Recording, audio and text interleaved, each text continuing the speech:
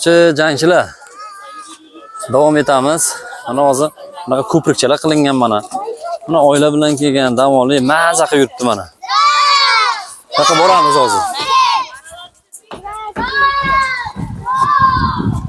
Mana bu yerda mana Ilhomga bu yoqda mana lavash nima bor ekan mana. O fast foodlar ham bor ekan bu yerda mana.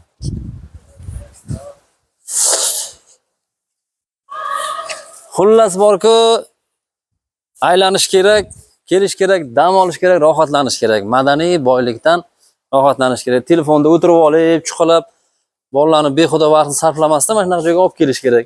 Tarixni o'rgatish kerak bolalarga, to'g'rimi?